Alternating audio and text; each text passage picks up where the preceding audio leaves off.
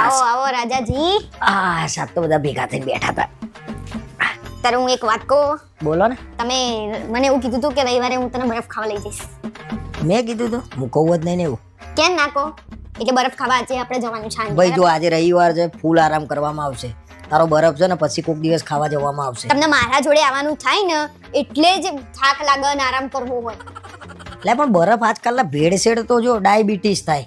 કશું ના થાય, એક બરફમાં ડાયાબિટીસ થઈ જતું હોય. લઈ નહીં જવી. એટલા કંજૂસ છો ને તમે.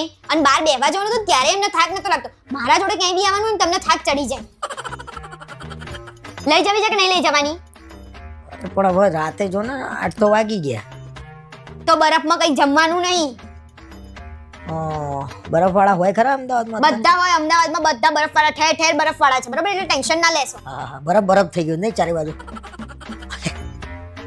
તો મસ્તી કરતો હતો લે. મસ્તી નહીં કરો, બરાબર? મસ્તી કરવાનો ટાઈમ નહીં અને મારા મૂડે નહીં મસ્તી કરવાનો તમારી જોડે. બીજે બેવું હોય ને તેમને ગમે, આપણા જોડે જ નહીં ગમતું. તો લાયા શું લેવા? પહેલા તો બહુ બરફ ખાવા લઈ જતા હતા. અરે રોજ બરફ ખાવા. પણ કેવું પહેલા લગન નતા કર્યા મેં. લગન પછી મને સમજણ પડી કે બરફ ના ખવાય. કેમ? હા, આ સવાલ કમ્પ્લીટ કર્યો. કેમ કે મને હું સમજણો લગન પછી થયો. હજી એ ક્યાં સમજણા થયા છો? ના બધી સમજણ પડી ગઈ લગન પછી. કમ્પ્લીટ માણસ સમજણો થઈ ગયો. મારા તમારા કઈ બાના નહીં જોતા. તમારે લઈ જવી છે બરફ ખાવા કે નહીં લઈ જવી? જો ના લઈ જવી હોય તો હું લડાઈ કરું, અને લઈ જવી હોય તો હારું. અત્યારે હું ક્યાંથી આવ્યો? મને શું ખબર? જ્યાંથી આવ્યા ત્યાંથી બેહી રહ્યા છો ક્યાંક પંચાયત કરવા, ગયડાકો કરવા તમારો. એ બહારથી પાછો આવ્યો ને જે એ મારી ભૂલ નતું આવવાનું. લોહી પી ગઈ. મને એમ કે રવિવાર છે, કલાક બેહું બૈરા જોડે. કશું નહીં, તમે બેહવા નહીં આવ્યા. રવિવારો એટલે કેમ આ બધા પ્લાન કરી દો છો? આની પકોડી ખાવા જઈશું, આનો બરફ ખાવા જઈશું. ખવકોડીઓ.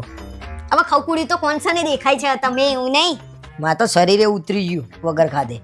કશું ઉતર્યું નહીં. દરિયામાંથી લોટો ઓછો થાય ને તો એ કશું દેખાય એવું નહીં તમારા શરીર.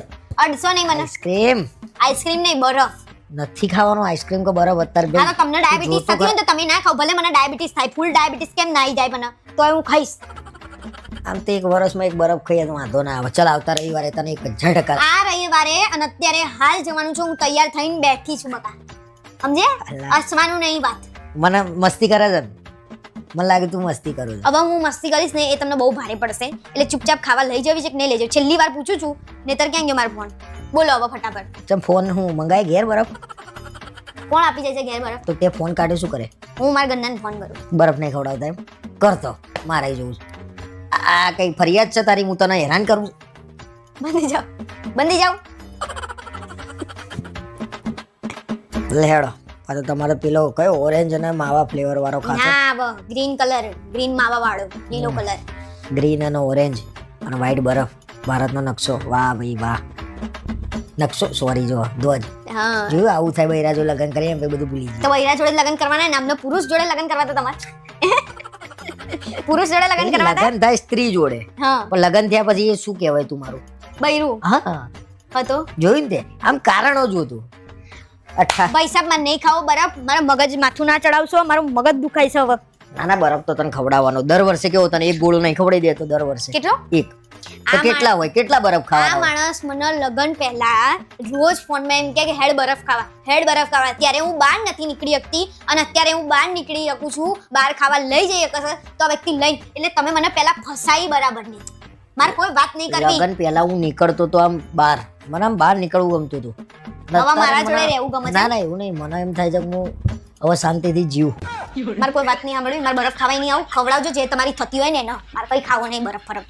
અરે હેડ ને બગા હેડ ને ઓય જાનું નીકળો ને જાનુ વાળા. હેડ બરફ ખાવા.